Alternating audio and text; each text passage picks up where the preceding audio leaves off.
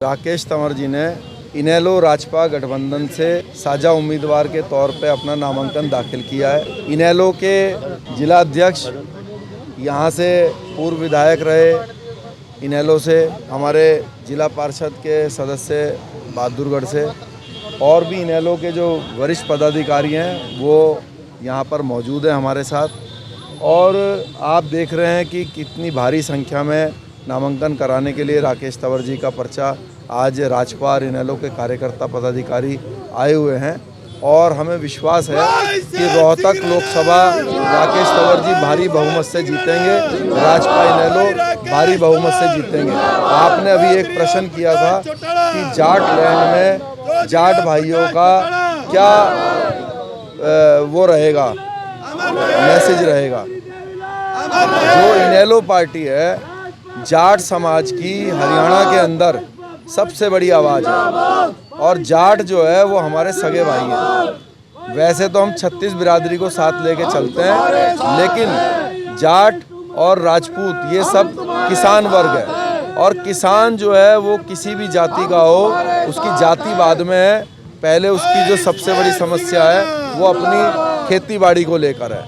तो यहाँ पर जातिवाद की बात नहीं है, हम 36 बिरादरी को साथ लेकर किसानों की बात करेंगे, देश के रक्षा की बात करेंगे, हम युवाओं के बेरोजगारी की बात करेंगे, हम महिलाओं की सुरक्षा की बात करेंगे, हम इन सब चीज़ों की बात करेंगे, हम जातिवाद में नहीं जाएंगे। बाकी इनेलो राजपा गठबंधन हरियाणा के अंदर आज कम से कम 4 से 5 सीट जीतकर आपको ये साबित करेगा कि कैसा भाईचारा हमने बनाया है। भारतीय जनता पार्टी माताओं बहनों की इज्जत तार करने का प्रयास किया है, उससे दुखी भारतीय महिला नारी इस भारतीय जनता पार्टी को सबक सिखाने का काम करेगा। और सड़कों पे महिला जो आप देख रहे हैं ना आज उतर रही है, ये इनका रोष है, दर्द है कि जिस तरह भारतीय जनता पार्टी ने महिलाओं के मान सम्मान के बजाय उनकी इज्जत को तार करने का हर प्रयास किया है। अभी मैं कह रहा था रूपाला तो मात्र इस कड़ी का एक चेहरा है, इस कड़ी में बड़े बड़े चेहरे जैसे मोदी जी और अमित शाह खुल करके जिस तरह महिलाओं के बारे में कह रहे हैं, तो ये उनकी घोर मानसिकता का परिचय है। पुलाना में एक जो बड़ी महापंचायत हुई थी वो पंचायत 36 बिरादरी की हुई थी। तो जैसे कि आप कह रहे हैं जाट लैंड में जाटों का कैसा समर्थन मिलेगा, तो 31 मार्च से लेके और 25 मई तक आप देखें अवरतन 36 बिरादरी का सहयोग हमको लगातार मिलता रहेगा। देखिए आज रोहतक की दरा पई जिस तरह राष्ट्रवादी जनलोक पार्टी और इंडियन नेशनल लोकदल के सभी कार्यकर्ता और पदाधिकारी और हमारी महिला शक्ति भी माताएं बहनें भी सभी संयुक्त रूप से इकट्ठे हुए हैं, ये अपने आप में एक इतिहास ही है। देखिए आरजेपी का और इनेलो का गठबंधन 3 साल पुराना है। देखिए जो लोग भाजपा से डरकर उम्मीदवार भी ऐसे उतारते हैं अपने हरियाणा प्रदेश में जिससे कि भाजपा को फायदा मिले, तो आप उनसे न्याय की उम्मीद की लड़ाई नहीं कर सकते। उनसे नहीं लड़ाया जाएगा। इधर ये युद्ध जो लड़ाया जाएगा वो मर्दों से लड़ाया जाएगा, बुज़दिलों से नहीं लड़ाया जाएगा। देखिए मैं यही मैसेज देना चाहूँगा, अपने को पहचानें और अपने को मजबूत करें।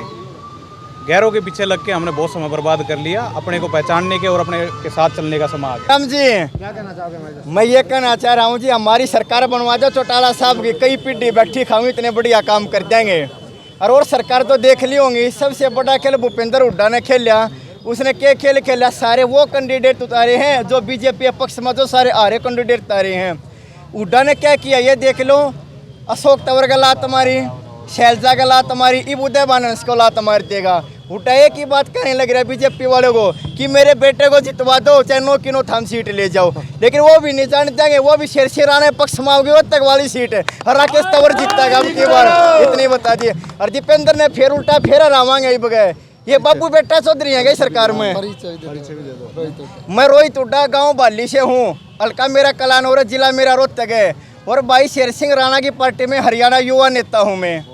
पर बाबू बेटा ही न चौधरी नहीं बन जाएंगे रोहतक में की बार। इनका भाई शेर सिंह राणा जाती रोहतक में चलेगा, सीट जता के भेज जाएंगे। ऐसे चौटाला होगा हरियाणा का सीएम है, ठीक है ना। बुढ़ा की मौज कर जाएंगे, सरकार आती है, हर घर में नौकरी जाएंगे, जवाना ने दुखी नहीं होने देंगे किसी ने भी। हाँ बिल्कुल, राजपूत पूरा विरोध में से और 36 बिरादरी ने साथ लेकर चल रहे हैं। बिल्कुल सही बात है, बीजेपी ने देश का वो हाल कर दिया। आज रिक्शा वालों से भी ऐसा लगता है कि जैसे उनसे भी टैक्स लेने के लिए ये सरकार तैयार है। पूरे देश में बेरोजगारी, काला धन, जो सरकारी अधिकारी है उन्होंने अपने जेब में काला धन रख दिया है। बेरोजगार युवा घूम रहे हैं, महंगाई इतनी कर दी, उस पर कोई बात नहीं करती, सिर्फ धर्म के नाम पे वोट मांग रहे हैं। लेकिन ये पार्टी इसके बिल्कुल विरोध है, ये ऐसा बिल्कुल नहीं करती। हमारा मानना है कि युवाओं को रोजगार मिलना चाहिए, भ्रष्टाचार बंद होना चाहिए। हम इसके बिल्कुल विरोध में हैं। बीजेपी को आज ये कड़ा सबक सिखा के जाएंगे। ये इतनी भीड़ जो आप देख रहे हो, मोदी ने बता दिया रूपाला टिकट दे के निकम मारते, मारो अपमान करे उसे, हम उनको उनकी खाई खोद देंगे निकम्मा की।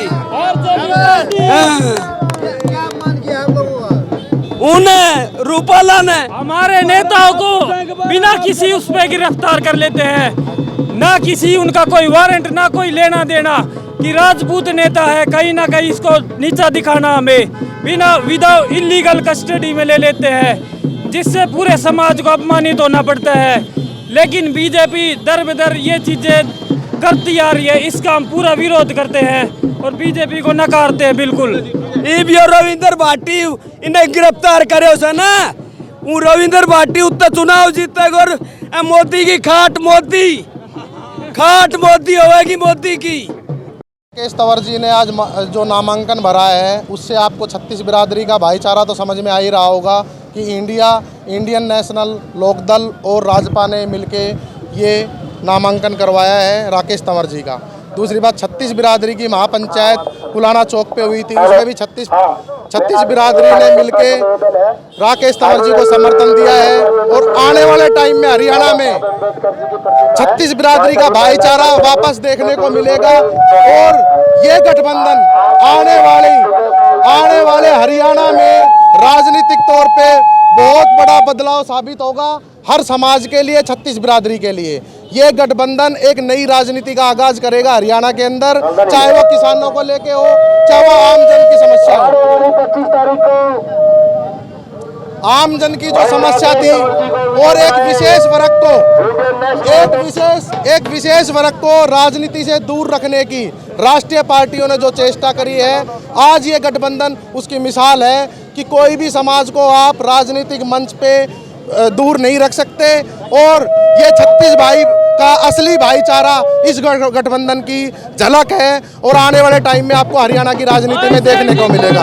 देखिए, हमारा ये कहना है कि हमारा इनेलो से गठबंधन है और हमारे साथ का उम्मीदवार राकेश सिंह तंवर है। यहाँ पर हमारा एक ही उद्देश्य है कि गरीब को अपना हक मिले, 36 कौम में जितना उनकी हिस्सेदारी वो हिस्सेदारी मिले। आज तक देश को आज़ाद होने को 75 साल हो गए, लेकिन किसी को भी बराबर का हक नहीं मिला। अब ये शेर सिंह राणा की पार्टी है, अभय सिंह का हमारा समझौता है। हम यही चाहते हैं कि सबको अपना बराबर का हक मिले और वो हम दिला कर रहेंगे। महेंद्रगढ़ से क्या उम्मीद रखते हो? महेंद्रगढ़ में हमारा प्रत्याशी सुभाष परमार, उससे भी काफ़ी उम्मीदें हैं और हम जीत की ओर अग्रसर कर रहे हैं। हमारा वहाँ पर समझौता है, 8 पर इनेलो साझे में लड़ रही है और 2 पर राजपा साझे में लड़ रही है। यहाँ पर जाटलैंड का ज़्यादा दबाव। देखिए, हम जाति की राजनीति नहीं करते। जाटलैंड की बात करो तो अब अभय सिंह चौटाला भी जाट ही हैं, अभय सिंह चौटाला, लेकिन हम जाति की बात करें, हम 36 बिरादरी को साथ लेकर चलने वाले हैं और हम साथ लेकर चलेंगे और यहाँ से 100% हम चुनाव जीतेंगे।